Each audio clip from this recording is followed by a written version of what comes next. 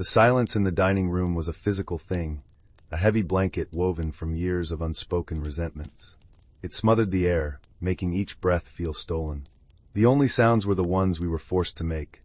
The solemn tick-tock of the grandfather clock in the hall, a sound I'd known my entire life, and the soft, rhythmic scrape of my father's silver fork against his porcelain plate.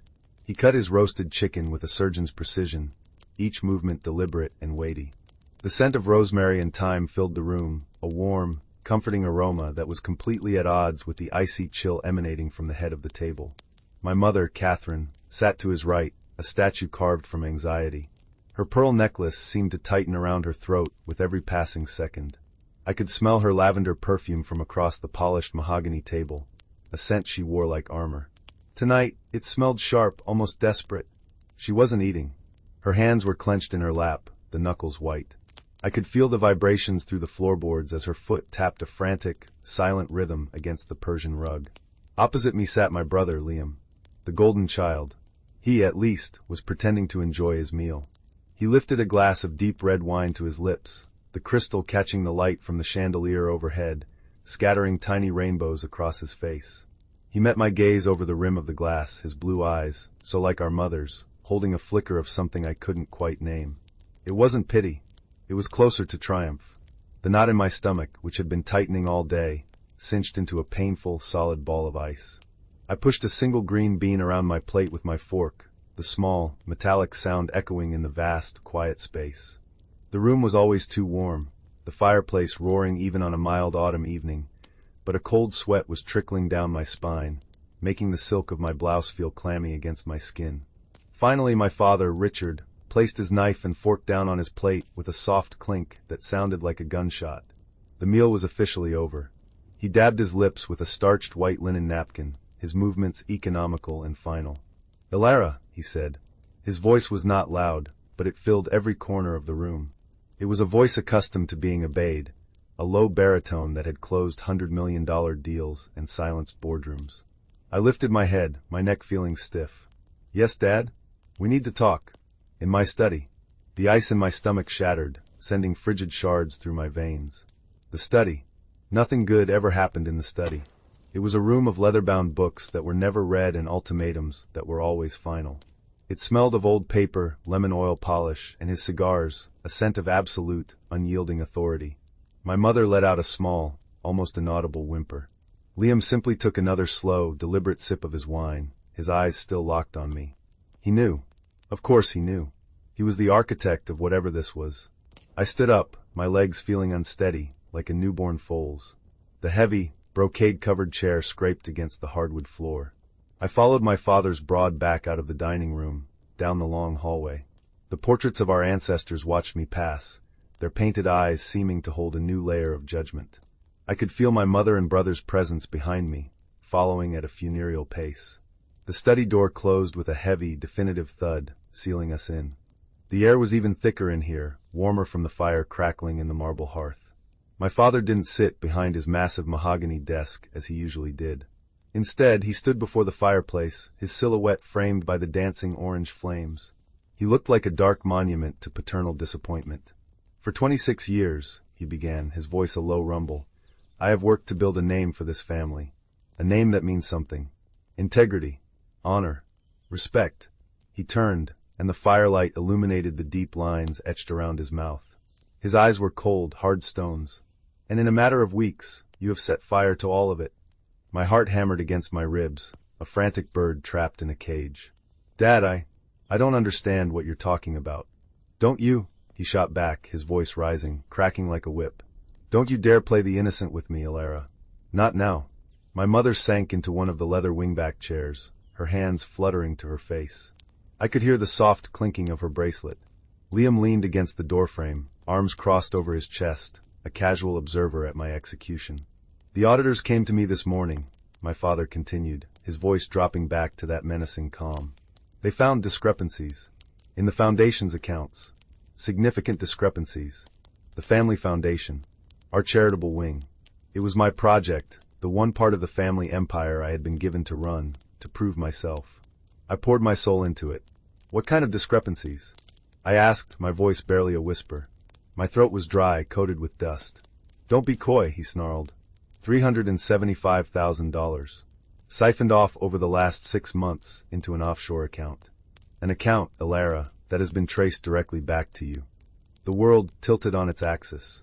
The crackling of the fire faded to a dull roar in my ears. What? No. That's impossible. That's insane. I would never. We saw the transfers, Liam said, his voice smooth, reasonable. It was the voice he always used before delivering a killing blow. The digital signatures, the routing numbers. It's all there. Clear as day. I didn't want to believe it either, Ellie. He used my childhood nickname, and it felt like a shard of glass in my ear. You saw them? I turned to him, my mind reeling, trying to grasp the shape of the betrayal. Liam, you know I wouldn't do this. You know me. He looked away, a pained expression artfully arranged on his handsome face. I thought I did. But the evidence. Dad, Mom, I'm so sorry you have to see this. The shame, my mother whispered from behind her hands. Oh, Richard, the shame of it. What will people say? Her words struck me harder than my father's anger. Not my poor daughter, she's been framed. But what will people say? My value had always been measured by the reflection I cast on the family name. I didn't do it, I said, my voice gaining a desperate strength. I looked from my father's stony face to my mother's crumpled one, to my brother's mask of sorrow. Someone is setting me up. Liam, this has to be some kind of mistake. A hack. We need to call the police, an investigator. The police? My father barked out a harsh, bitter laugh. And have the name Hamilton dragged through the mud? Have our family's private business splayed across the tabloids? Absolutely not. This will be handled quietly. In this room. Tonight. He walked to his desk, his heavy footsteps making the floorboards groan. He pulled open a drawer and took out a checkbook and a small velvet pouch. He strode back to me, stopping so close I could smell the faint, sour scent of wine on his breath. You have disgraced this family in the most profound way imaginable, he said, his voice devoid of all warmth, all paternal affection. It was the voice of a CEO firing a thieving employee. You are no longer a part of it. The words didn't register at first. They were just sounds, disconnected from meaning. What are you saying? He opened the checkbook and scrawled on a check with a black fountain pen. The scratching sound was horribly loud. He ripped it out and held it in front of my face. $5,000. Enough to get you started somewhere else. Somewhere far away from here. He then opened the velvet pouch and emptied its contents into his other hand. My key to the house. The one I'd had since I was 16. You will leave this house tonight. You will take your car and whatever you can fit into a single suitcase. Your credit cards have already been canceled. The phone is on the family plan. It will be disconnected by midnight. You will not contact us. You will not try to see us. You will not use the Hamilton name. As of this moment, Elara, you are no longer my daughter. Each sentence was a physical blow. I stumbled back, my hand flying to my mouth to stifle a sob. My eyes darted to my mother. She was weeping silently, her shoulders shaking, but she wouldn't meet my gaze. She was looking at her hands, at the diamond ring my father had given her 30 years ago. She had made her choice. Mom, I pleaded, my voice breaking. Please, you can't believe this. You know me. She finally looked up, her eyes red-rimmed and full of a terrible, weak sorrow. Your father, he knows best, dear. We must protect the family. Protect the family. From me. My gaze snapped back to Liam. He was watching me, his mask of sadness finally gone, replaced by a cold, reptilian stillness. And in that moment I knew. I knew with a certainty that settled deep in my bones, as cold and hard as a grave marker. He had done this. He had framed me. The golden son, who could do no wrong, had thrown his sister to the wolves to cover his own tracks. You. I breathed, the accusation hanging in the air between us. He gave a slight, almost imperceptible shake of his head, a silent warning. My father grabbed my arm, his grip like iron. Get your things. You have 10 minutes. He propelled me toward the door, shoving the check and the key into my hand. The metal of the key was cold against my palm. The paper of the check felt flimsy, insulting. As I stumbled past Liam, he leaned in, his voice a venomous whisper meant only for me. Should have stayed out of my way, little sister. You always were too curious for your own good. Then he straightened up, his face once again a perfect picture of brotherly concern. I'll help you with your bag, Elara. Don't you touch me, I spat, pulling my arm away from my father's grasp. I turned and ran from the room, the sound of my mother's muffled sobs following me up the grand staircase. I moved on autopilot, my body a machine my brain was no longer connected to. I threw a suitcase on my bed, the floral comforter I'd had since college suddenly looking alien and unfamiliar. My hands shook as I pulled clothes from my closet, not seeing what I was grabbing. Sweaters, jeans, a single cocktail dress, a pair of worn-out sneakers. I saw a framed photo on my bedside table. Me, Liam, and our parents, smiling on a sailboat, the sun in our eyes. A perfect family. A perfect lie. With a cry that was half gasp, half scream, I swept it off the table. It hit the floor with a crash of shattering glass. Footsteps pounded up the stairs. My father appeared in the doorway, his face a thundercloud. I said 10 minutes. It's time to go.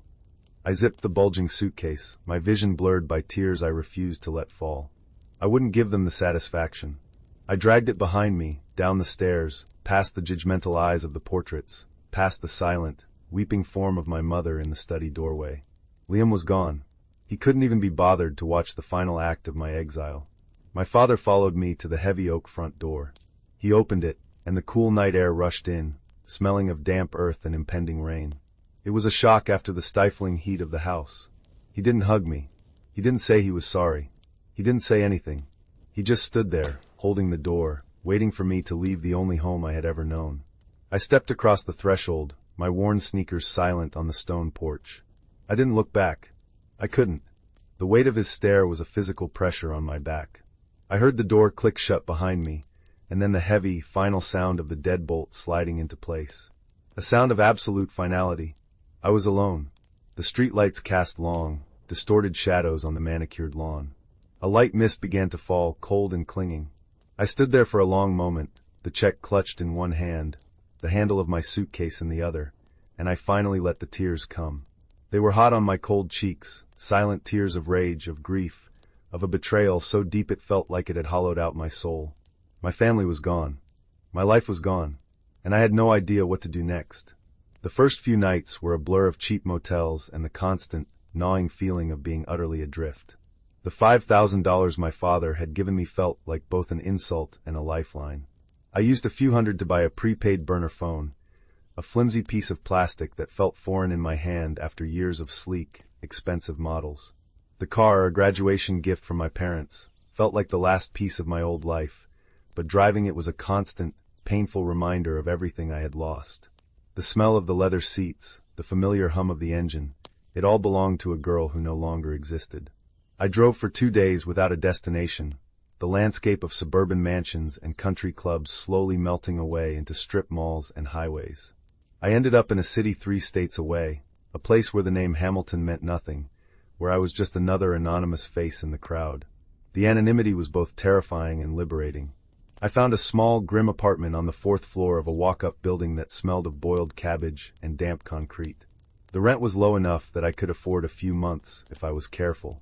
The room was tiny, with a single window that looked out onto a brick wall. The radiator hissed and clanked, and the floorboards creaked with every step. There was a lumpy mattress on the floor, a wobbly card table, and a single folding chair. This was my new kingdom. For the first week, I barely left. I lived on instant noodles and tap water, the silence of the small room a stark contrast to the constant, low hum of activity in my old home.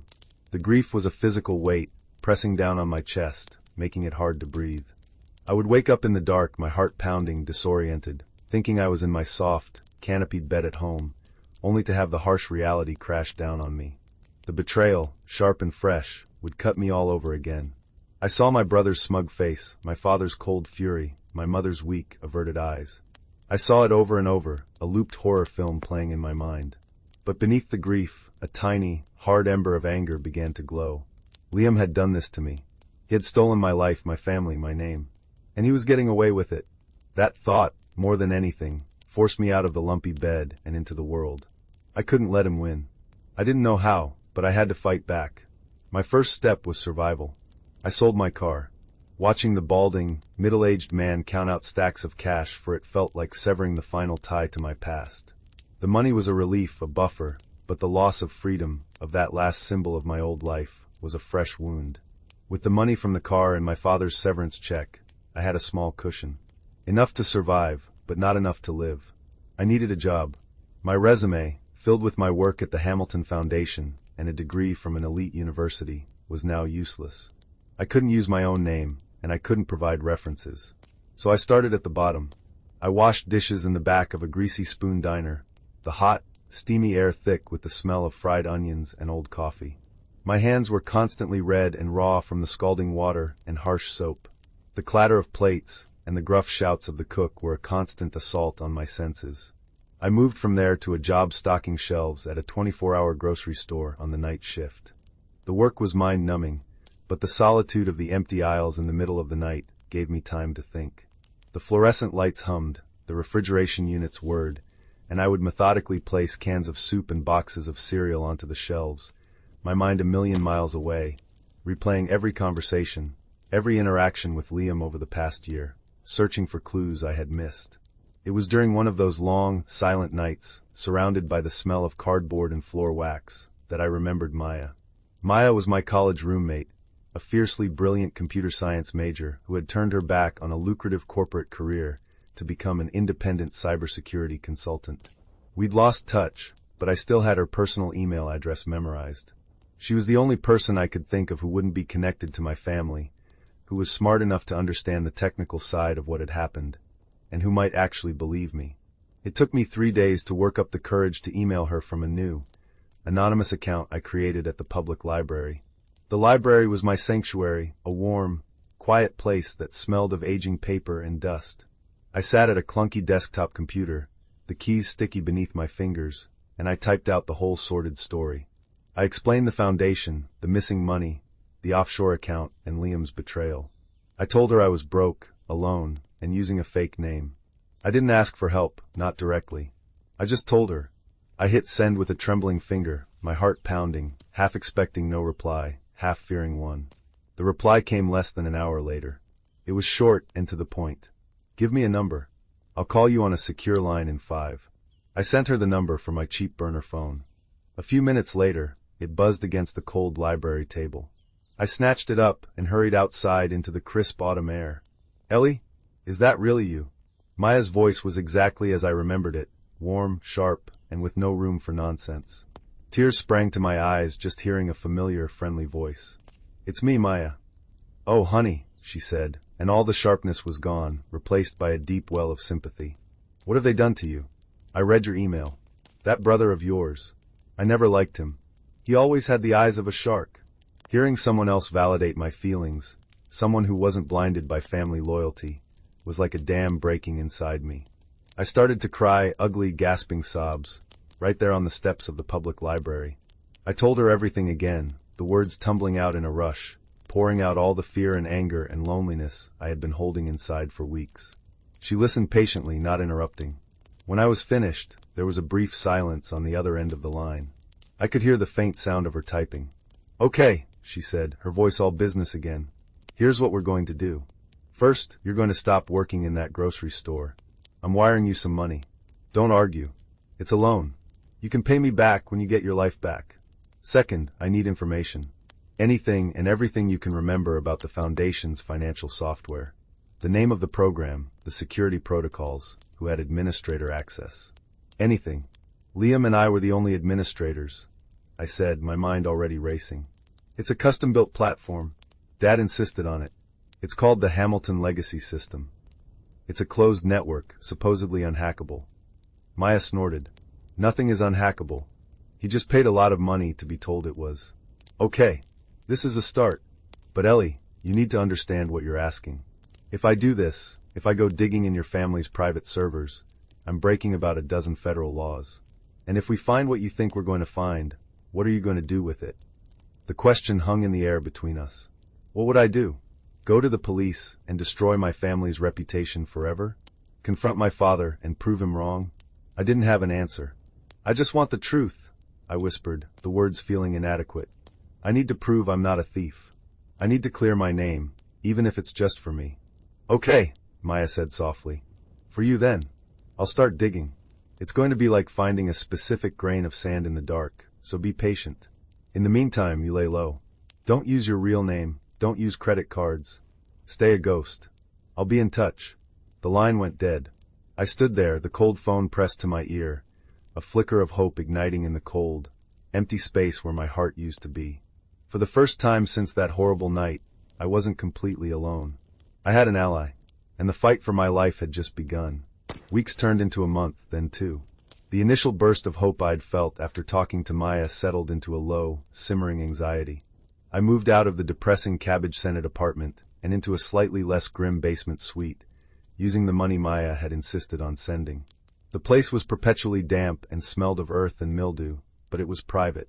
I spent my days reading library books and my nights staring at the ceiling, my mind endlessly replaying the past, dissecting every word, every glance, trying to pinpoint the exact moment my brother had decided to destroy me. Maya and I communicated through encrypted messages. Her updates were sporadic and technical. Firewall is a beast. Found a back door, but it's heavily monitored. Tracing the money is like following a ghost through a hall of mirrors.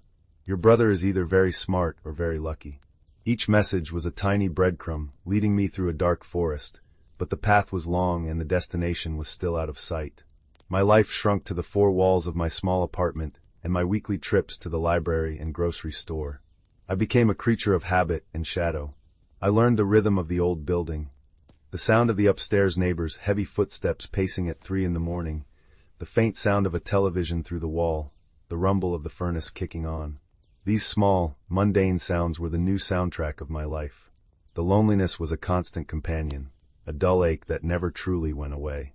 I missed the small things most of all. The smell of my mother's morning coffee, the weight of our old cat sleeping on my feet, even the sound of my father's keys hitting the marble table in the entryway when he came home from work. My old life felt like a dream I was slowly forgetting. One cold December evening, as a light snow began to dust the city streets, my burner phone vibrated with a new message from Maya. My heart leaped into my throat. This one felt different. It was longer than usual. I found it, Ellie. It was buried deep. He's clever, I'll give him that. He didn't just create a fake trail leading to you. He created a fake trail leading to himself first. And then he faked the evidence to make it look like you had framed him, and then tried to redirect the blame back on yourself to look innocent. It's a triple bluff. Insane.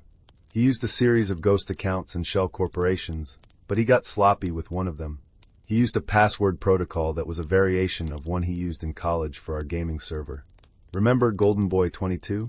The new one was Golden King 22. Arrogant idiot. I found the initial transfer. It came from the Foundation, went to a shell corp he controlled, and from there, a portion of it was funneled into the offshore account he set up in your name. But the rest of it, he's been bleeding the company dry for almost a year, Ellie. Over $2 million. The money he framed you for was just a drop in the bucket. It was a decoy. He was creating a smaller, solvable crime to distract from the much larger one he was committing. I had to read the message 3 times before the words sank in. $2 million. He hadn't just framed me to cover a mistake. He had used me as a sacrificial lamb to protect his grand-scale theft. The audacity, the sheer cold-bloodedness of it, took my breath away. The message continued. I have the full transaction logs, the IP addresses, the encrypted emails between him and the offshore bank. It's all here.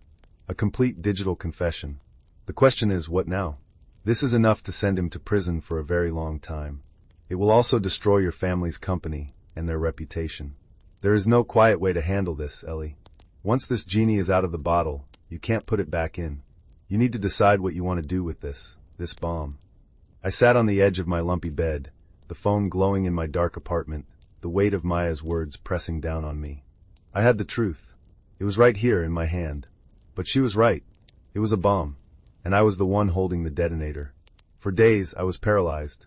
I walked through the city in a daze, the snowy streets and festive lights feeling like a world away. I watched families ice skating, their laughter echoing in the cold air, and felt a pang of such profound loss it was a physical pain. What were my options? I could leak the information anonymously to the press. That would clear my name, but it would unleash a media firestorm that would utterly annihilate my parents. They would lose everything, their company, their social standing, their friends. They had banished me, yes, but could I be the one to orchestrate their total ruin? I could go to my father, present the evidence privately. But what then? Would he believe me? Or would he try to bury it, to protect Liam, his precious son, once again? The thought of facing him, of having to plead my case, made me feel sick. I had already been tried and convicted in that study. I wasn't sure I could survive a second time. Or I could do nothing. I could disappear forever, live out my life as a ghost, and let Liam get away with it. I could let my parents live in their comfortable lie, believing their daughter was a disgrace and their son was a saint. The injustice of it was a bitter pill to swallow. The answer came to me late one night. It wasn't about revenge. It wasn't even about justice in a legal sense. It was about truth. My family had built their entire world on a foundation of image and reputation. The truth was the one thing that could shatter it.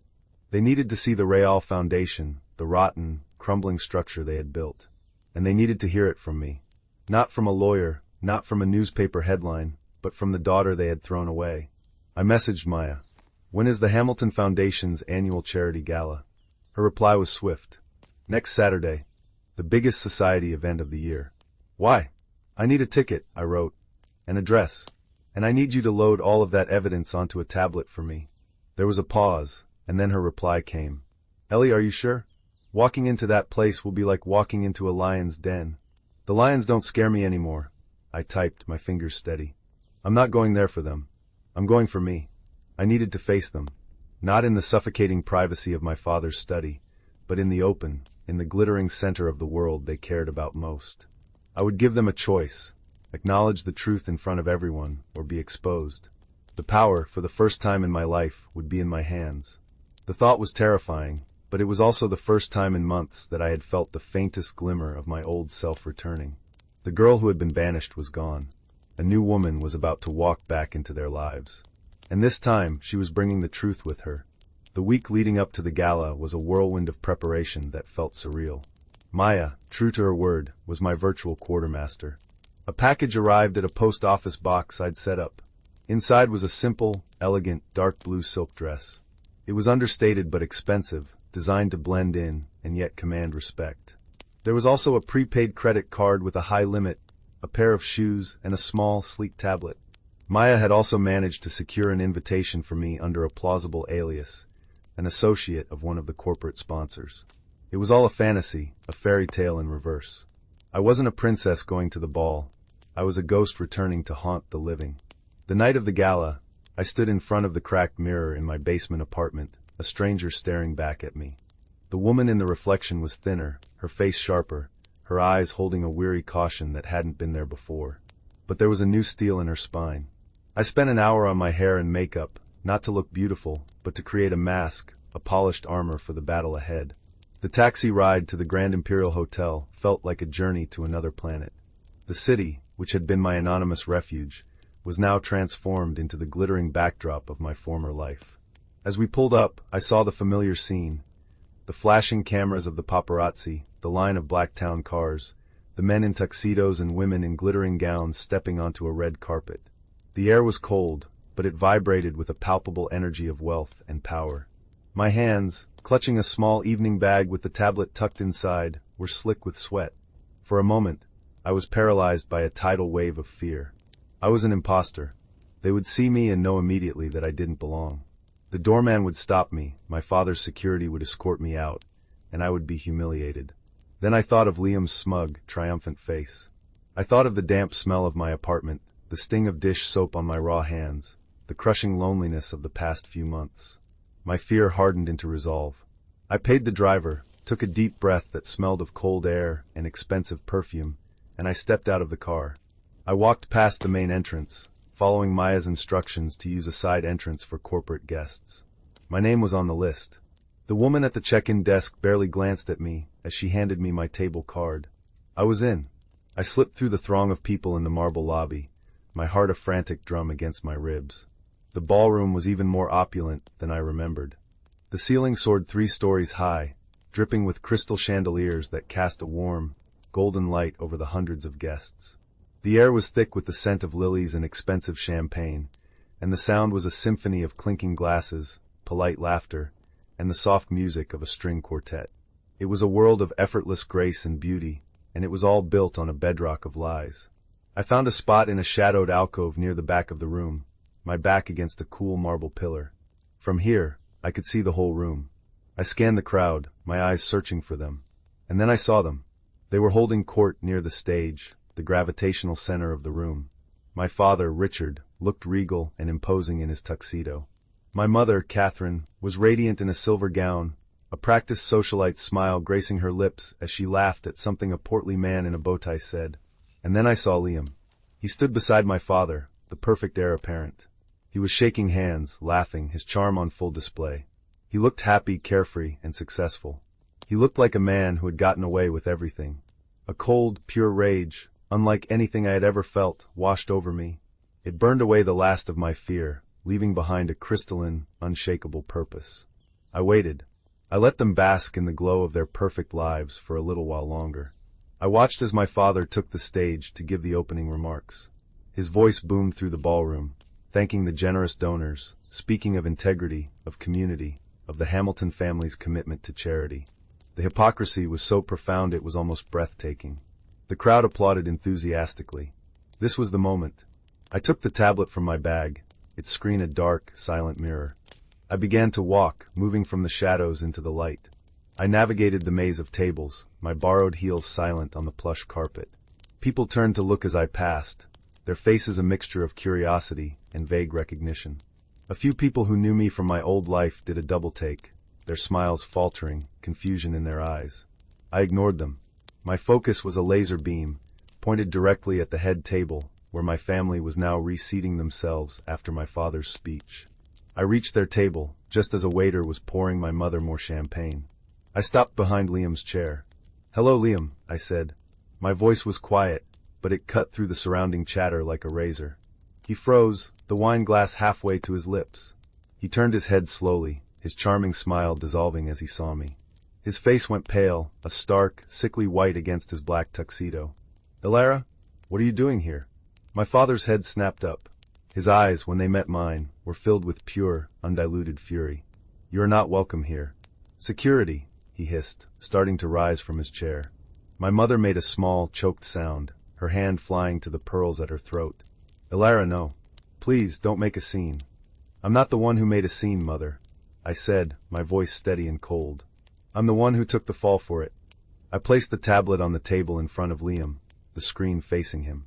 I had already queued up the first file. It was the initial transfer from the foundation to his shell corporation. His signature, clear as day. "What is this?" my father demanded, though he was now looking at Liam, not me. "It's the truth," I said, my voice just loud enough for the neighboring tables to start turning their heads, their conversations dying down. A ripple of silence began to spread out from our table. It's proof of where the $375,000 really went. And the $2 million you didn't even know was missing. Liam stared at the screen, his face a mask of horror. He swiped to the next file. And the next. Encrypted emails. Bank statements. IP addresses. The entire digital trail of his betrayal, laid bare on the pristine white tablecloth. This is fake," he stammered, his voice losing its smooth confidence. "She's faked this. Dad, you can't believe her." But the look in my father's eyes was changing. The anger was still there, but it was being eclipsed by a dawning, terrible understanding. He was a businessman. He knew how to read a balance sheet. He knew how to recognize the anatomy of a crime. He looked from the damning evidence on the tablet to his son's panicked face. "Liam," my father's voice was a low, dangerous growl. "Tell me this is a lie." Liam looked trapped. His eyes darted around the room, at the dozens of curious, powerful faces now staring at our table. He looked at our mother, who was staring at him with wide, pleading eyes, silently begging him to fix this, to make it go away. He looked at me, and his desperation curdled into pure hatred. "She's a liar," he shouted, shoving his chair back and standing up so abruptly it nearly toppled over. The sudden noise made the whole ballroom fall silent. The string quartet faltered and stopped playing. She was always jealous.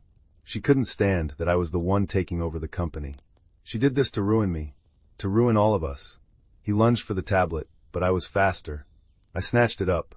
"Then explain this," I said, turning the tablet to face my father and mother. I swiped to the final file Maya had found. It was a partial audio recording, captured from Liam's laptop microphone during a video call. It was Liam talking to an associate. His voice was clear and arrogant.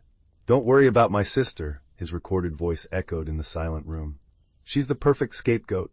Dad will cut her off, she'll be gone, and we'll be free and clear. She's too weak to fight back." The silence that followed was absolute. It was the sound of a world breaking. My mother let out a low, mournful wail, a sound of profound animal grief. It was the sound of a mother's heart breaking as she finally saw her son for the monster he was. My father stared at Liam, his face ashen, his entire body rigid. The illusion had shattered. The perfect son, the proud heir, the future of the Hamilton name, was a common thief who had sacrificed his own sister. "You," my father whispered, the word filled with a universe of pain and disgust. He didn't need to say anything else. Liam's face crumpled. The bravado, the anger, it all evaporated, leaving behind the terrified face of a child who had finally been caught. He looked around at the hundreds of eyes on him, at the wreckage of his life, and he did the only thing he had left. He turned and ran. He pushed his way through the stunned crowd, knocking over a chair, and fled the ballroom. No one stopped him. We all just watched him go. I stood there, the tablet in my hand, my heart pounding in the deafening silence. I looked at my parents. My mother was weeping uncontrollably, her face in her hands. My father looked old. For the first time in my life, he didn't look like an invincible giant.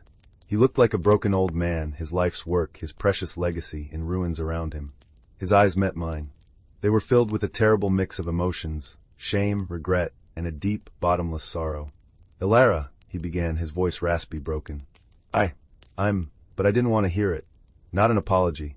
Not an explanation. It was too late for that. The damage was done. The chasm between us was too wide to be bridged by a few simple words. I placed the tablet back on the table. "Now you know the truth," I said softly. I turned my back on them, on the whispers that were starting to erupt around the room, on the wreckage of my family. I walked away, not back into the shadows, but toward the grand entrance, my head held high. I could feel every eye in the room on my back, but I didn't care. As I stepped out of the hotel and into the cold, clean night air, I felt a sense of release. It wasn't triumph. It wasn't happiness. It was just closure. I had not destroyed them. They had destroyed themselves with their lies and their pride. I had only held up a mirror. I walked down the street, away from the flashing lights and the opulent hotel, my borrowed heels clicking on the pavement. I didn't know where I was going, not really. I had no home to return to, no family to call. The life I had known was gone forever, and the future was a blank, uncertain page. But for the first time in a very long time, I felt free. I had lost a family, but I had found myself. And as I disappeared into the anonymous embrace of the city, I knew with a quiet certainty that I was going to be okay.